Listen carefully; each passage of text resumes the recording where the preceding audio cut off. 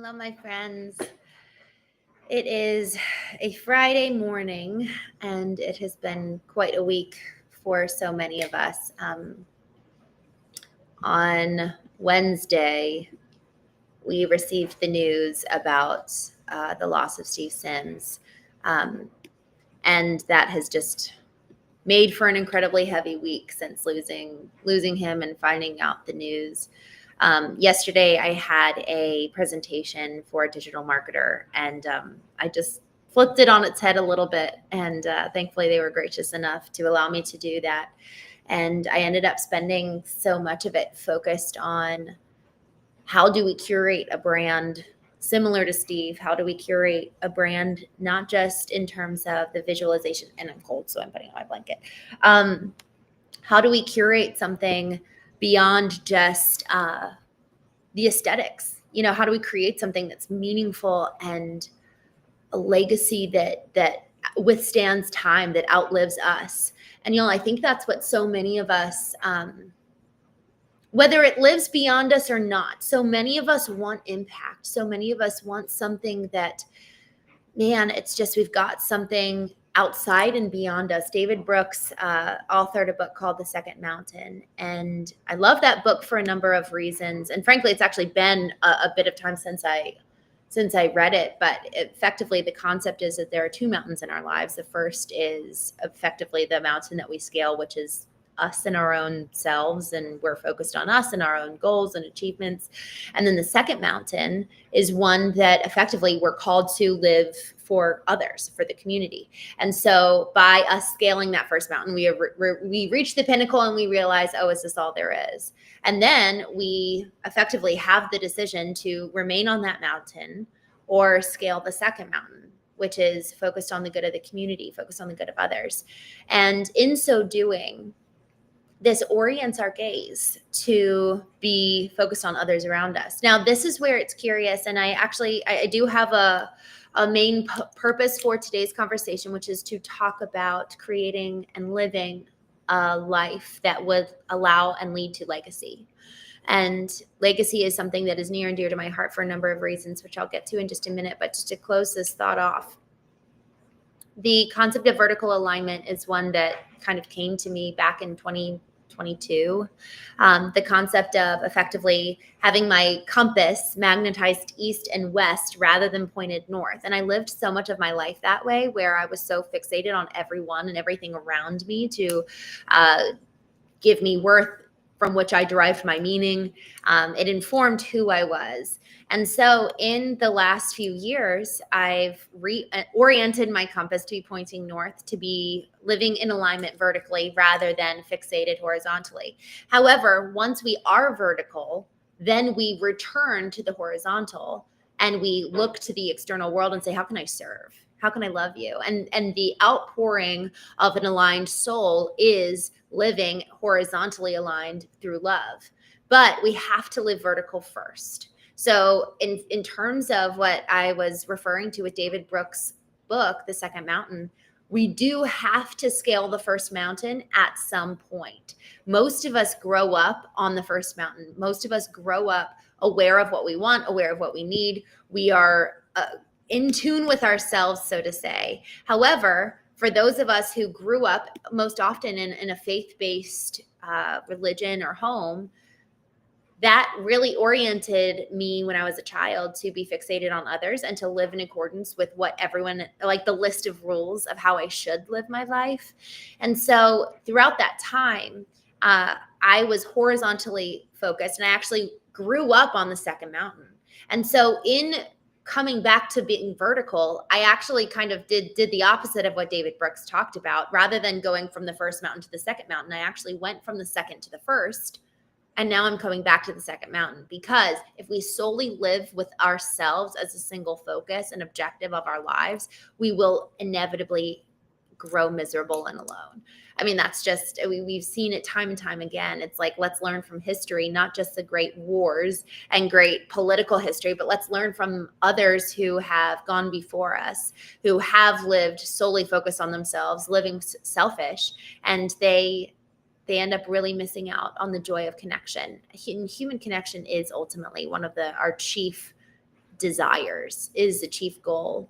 It's to know self and to know others. That's really what I have, and to know God. We are on this existential quest, so many of us, of like, what else is out there? And we just feel this in ourselves, that there's something more than just what we feel and touch. And honestly, with the death of Steve Sims, that raises the question, what else is there? We have this opportunity to ask some of these really hard questions when death stares us in the face.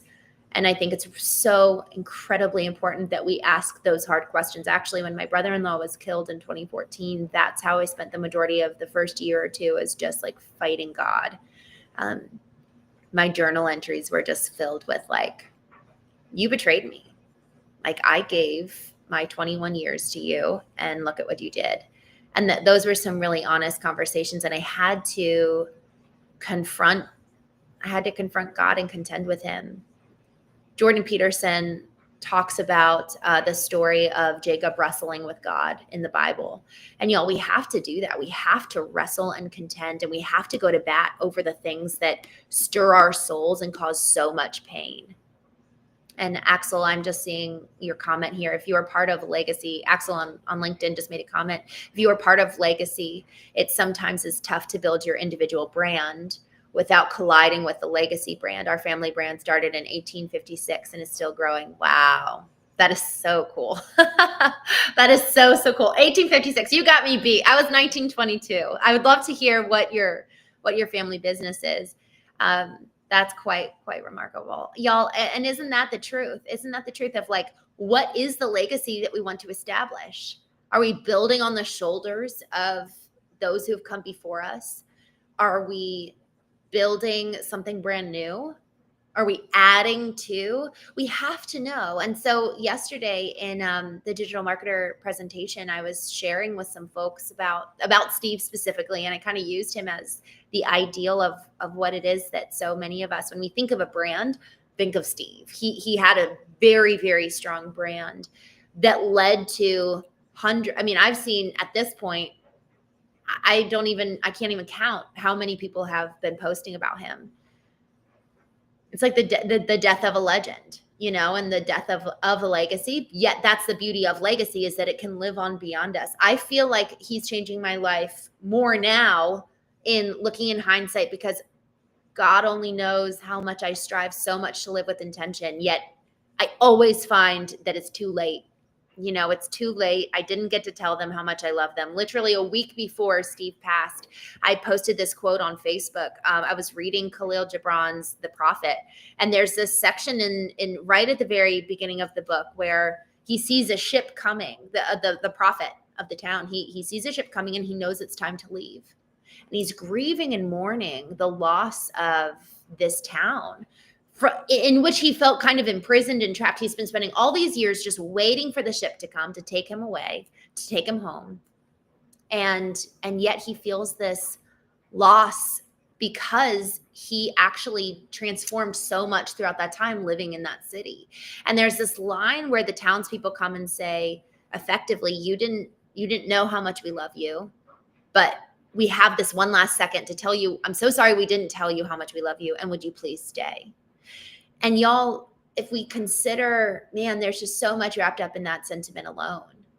If we really know the kind of legacy that we want to leave behind, one that allows us to start living accordingly today.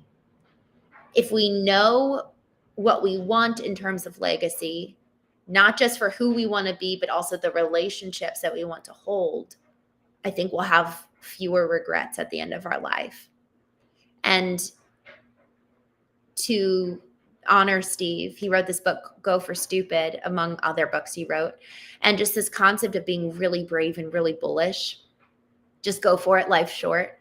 And I actually had many times where I wanted to reach out to Steve when I knew he had cancer. And a few times I did, but there were many other times that I wish I had reached out. So the reason why I posted the kind of this dissonance that I'm experiencing even right now as I'm remembering, I wrote this post a week ago referencing the prophet. I have felt throughout many times of Steve being sick, man, I want to reach out to him, and I didn't. And then now I look back and I'm like, man, I literally had this little reminder last week of let's not forget to tell the people we love that we love them. Let's not wait until it's too late. Like those people looking at this prophet who's about to leave and they're grasping on the ends of his garment saying, stay with us. I'm so sorry we didn't tell you. Well, now with Steve, it's too late. And we have this opportunity now in our lives to take action now, to take action today, not just horizontally and telling the people that we know we love them in taking the action to engage with them. I'm looking back on text messages with Steve and there were so many, among all of the joking, at one point he was like, hey, like, why are you not working with me as your speaking coach? And I actually plan to do it next year. I literally said that, like, I already have my budget outlined for the year, but I'd love to work with you. And so I wish I had paid the money. I wish I had made the change necessary and taken the action necessary to be around the people that I wanted to. Like, I really wanted to be around Steve, both as a friend and a coach, and all of the roles and hats that he wore. So as I think about just literally a week ago, I put this post online about the prophet, and then this week I find out Steve has died. He and his life and his legacy has the opportunity to change me now more than ever, because this lesson of like, live bold, live brave. I remember I was in France. I spent 2 weeks in France at the end of April. And then the month of May, I spent in Italy. And so much of that time, I was just watching these people around me who are so brave and so bullish and don't give two shits what people think about them. And I had this moment back, and I think I was maybe I was in Italy at the time, but I just had this moment where I was like, okay, if I was French, what would I do? And I was like, I would just go for it. And so yesterday I was talking to a friend of mine, and I just mentioned, I'm wrapping up. I just wrapped up with a really big client, and I have some space in my schedule. And I was like, I think I need to go, like, maybe I need to go get some more clients. And he was like, what would Steve do? And I was just like, oh man, Steve would not be shy. He would text and say, why aren't you working with me yet? And because that's what he did to me. Like, he just was so brave and he was so bullish, and he took life. He took it and he owned it. And actually, I'm going to read a quote really fast. I heard this song. So I was hosting the Knowing Retreat back in October. It was an all women's Knowing Retreat. And I held an all men's Knowing Retreat in August. And then in October, actually right after the speakeasy event, I was in New York, and I held a Knowing Retreat right after, and it was just for women. So many of the women mentioned how they wished that they really lived the life that they wanted, rather than living beholden to everyone around them. And I was on my way back from that retreat when I heard this song. And these are the lyrics. It's these days, all we ever really get are days to dream and days to lose. And I just need to choose. I have to run away. I have to stay. I'm going to live a life where I'm proud to say that I followed my joy. I followed my heart. I lived this one wild life. I ripped it apart. I pushed through the corners with no apologies. And that one section, I lived this one wild life. I ripped it apart. It's visceral and it's engaged, and you're ripping apart the boundaries and the limitations, and you're taking advantage of everything that is in front of you, and you're not looking back on yesterday saying, oh man, I wish I had done that. And that's how Steve lived, and that's how I want to live my life. And so when I heard the news of Steve, that's the first song that came into my mind was, I lived this one wild life. I ripped it apart. And y'all, I want that, man, if I could just sum up Steve in one word, and if I could sum up the life that I want to live in just, I'll say a phrase, not one word, but it's like living this one life and ripping it apart. It's just, man, at every single facet, I am the way that I described, actually, this is not a positive, thought at first blush, but when my husband left, I was like, I want to squeeze every single ounce of lesson, of learning, of pain out of this experience, so that hopefully I never have to go through it again. And you know what? If I do, I can't control someone else. Hopefully I'll get married again, but who knows? maybe it won't work out. And I want to squeeze everything out of every day. I want to rip this life apart. And y'all, there's something, if we want that. So here's the thing. If I say that I want that, what are the behaviors that need to follow? What are the beliefs that need to change to allow for me to be able to live that way? And so I'm getting his book. I think I have, and I bought his book, Go for Stupid, but I'm going to actually sit and digest it and read it this weekend. And I want to be changed by this man. You know, it's so easy to look around us today and be like, oh, yes, I love that person, respect that person. But why is it that when they die, that is the time when it's like our eyes light up and we're like, oh, I didn't know.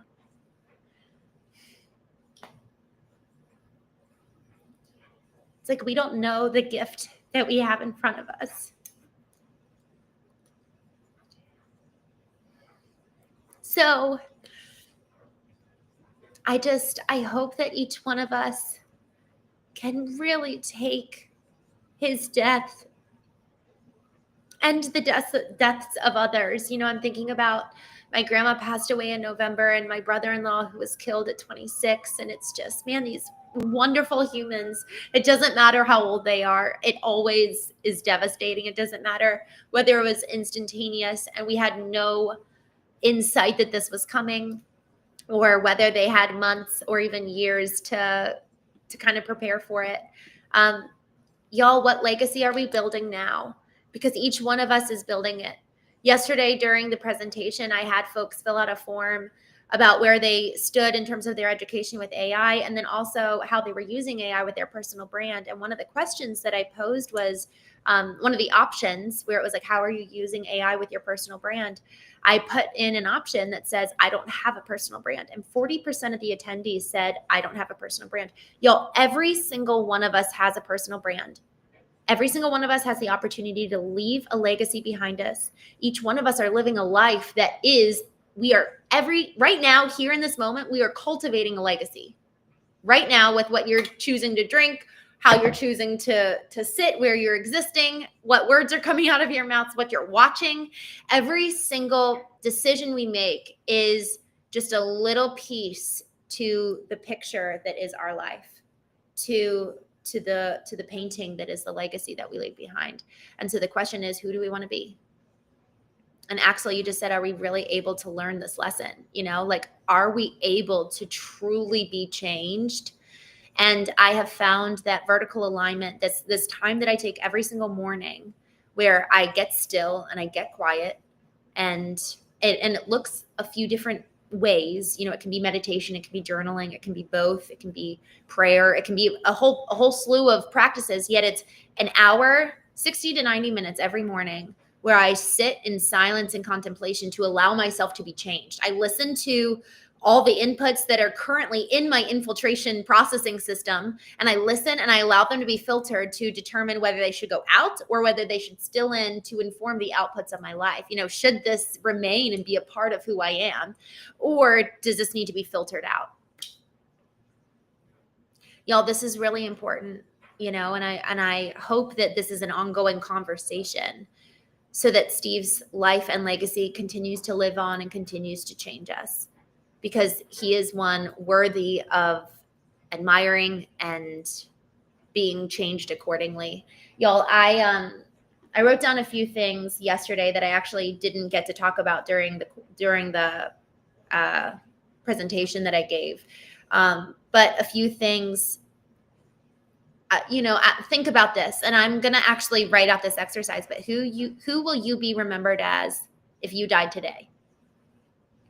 So if I was to do this exercise, and I have a little pit in my stomach right now as I'm thinking through this question, who will I be remembered as? I think I will be remembered as the person that's like at the cusp and at the beginning of who I want to be at the end of my life. So I wrote my legacy. I wrote my eulogy. I'm sorry. I wrote my eulogy when I turned 30. And so I think I'm actually living today. I'm on my way to being that person. Axel, on LinkedIn just said you leave a lot behind, like people pleasing, showing off the cat on catwalks, stepping back into silence when others get loud. Y'all, there's so much that we do leave behind to what Axel was just saying. And I think it's really important that we take the time to take account of who will I be remembered as today if I was to die? But then what's my ideal? What is my ideal eulogy that I want written about me in, hopefully, God willing, years down the road? And then what changes do I need to make today, beliefs, behaviors, to allow for me to die having lived the life that I want to live in alignment with my ideal? We have to know our ideal in order to live accordingly. The second is, when we think about what we want, we need to actually identify what we want in every single category of our lives. So who do I want to be as a wife? I actually already had a chance, and I look back on who I was as a wife, and I'm really proud of that woman. She was so sweet. She also never said how she was feeling. She also never said what she wanted. She was very disconnected from herself. So when I think about the wife that I want to be on the second round, hopefully, who is she? Who do I want to be now that I know better, now that I know more? And who do I want to, where are their gaps? Like, let me take this ideal version of this role that I'm not walking in yet, based on everything I know, and then let me actually run this by a couple people. If I ran this by my mom, if I ran this by my mentor, if I ran this by my ideal future husband, where are there gaps in who I say I want to be? Because y'all, the more we can bring our subconscious into consciousness under the limelight of examination and say, okay, this is who I say I want to be. What are the beliefs, behaviors, the mindsets, the outputs that I say I want? And then what are the inputs that are necessary to allow for this to be the outcome? So what do you want? Do that for every single role, not just wife, but mother, father, brother. And here's another thing. When do we think about, well, my role is daughter? How do I want to engage with my parents given they're still alive? What does that ideal look like for me? Because so many of us, that is a role that we rarely bring into questioning until there's some like, oh my gosh, my parent is dying. How do I want to engage now? So it's very reactive. Or maybe we're chasing from a wound from our caretaker. And again, it's reactive. It's all of a sudden like, oh, I just can't take it anymore. But being proactive, living with intention based on the ideal, well, that's something that's so exciting because now we're the ones painting the picture of our lives rather than our caretakers painting the picture when we're in childhood, rather than our pastors painting the picture because we haven't actually engaged our consciousness when we're at church. We're just sitting there absorbing and we're not actually using this third intelligence, which is spiritual intelligence. We talk about intellectual intelligence, emotional intelligence, but what about spiritual intelligence? So that's something that I'll talk further about on Sunday. Who do you want to be in every single area of your life?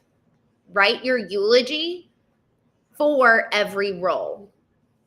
And then where do you see yourself in 10 years? I took a client out I took him out to dinner and then he ended up paying, which was very kind. But I took a client out to dinner on Tuesday night. And I asked him this question, where do you see yourself in 10 years? And then he asked it in return. That is a really hard question. And I realized, I'm like, oh my gosh, my parents are going to be 10 years older. My niece is going to be 20. Oh, I didn't think about it. She's going to be 20.